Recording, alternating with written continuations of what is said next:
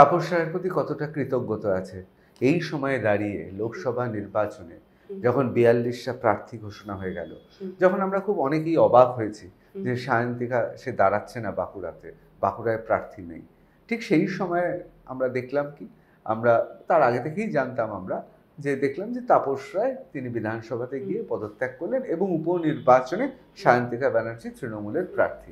কোথাও তাপস বাবুর প্রতি একটু কৃতজ্ঞতা নেই? দেখো, এবারে যা হয় ভালোর জন্যই হয়। তো উনি আমাকে এই সুন্দর জায়গাটা দিয়ে দিয়েছেন, তার জন্য আমি কৃতজ্ঞ তার কাছে। উনি না ছেড়ে গেলে তো আমি এই বরানগরের মতো একটা সুন্দর জায়গায় কাজ করার সুযোগ পেতাম না, তার জন্য তাকে ধন্যবাদ।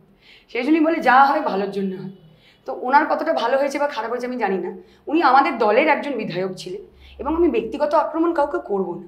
আমার থেকে বয়সে এখানে সবাই বড় এবং রাজনৈতিক অভিজ্ঞতার ক্ষেত্রেও সবাই আমার থেকে বড়।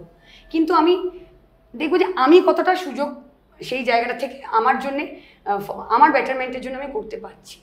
আমার পলিটিক্যাল পথ চলাতে বরানগরের অ্যাসেম্বলিটা আমার জন্য খুব গুরুত্বপূর্ণ এবং এখানে আমি জিতে যে কাজের এক্সপিরিয়েন্সটা পাবো সেটা আগামী দিনে হয়তো আরও নেক্সট 10-20 বছর আমাকে সাহায্য করবে এগিয়ে যেতে। সেই জন্য আমি তার কাছে কৃতজ্ঞ। উনি এখানে ছেড়ে চলে গেলেন বলে। এইখানেই আমার একটা প্রশ্ন আছে। বাংলায় একটা কথা আছে, শিয়ালকে কখনো ভাঙা বেড়া দেখাতে নেই। তুমিই দেখিয়ে দিলে আমাকে।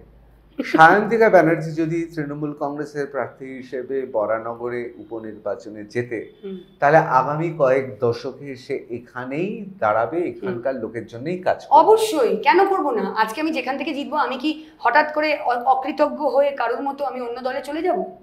এত বছর করে, আমার তো এত বছর না, আমার 3 বছর। আমি 3 বছর, দেখো দল আমাকে অনেক সম্মান দিয়েছে, কিছু দেয়নি, আমি বঞ্চিত, আমি কিছুই পাইনি, আমি তো সেটা বলতে পারবো না। আমার যে এক্সপিরিয়েন্সটা আমার হয়েছে আমি সেটাই বলছি। অবশ্যই আমি বাঁকুড়ায় হেরে গিয়ে 3 বছর পড়েছিলাম, বরানগরে জিতলে আমি এখানে ছেড়ে কোথাও যাব? এখানেই, হ্যাঁ অবশ্যই যদি দল আমাকে বলে যে তোমাকে অন্য জায়গায় যেতে হবে, তোমাকে এখানে দরকার, তখন আমি অবশ্যই যাব। কিন্তু বরানগরের প্রতি আমার কৃতজ্ঞতা সবসময় থাকবে এবং যতক্ষণ না দিদিমণি আমাকে বলবেন যে তুমি এবারে অন্য জায়গায় যাও, আমি যাচ্ছি না।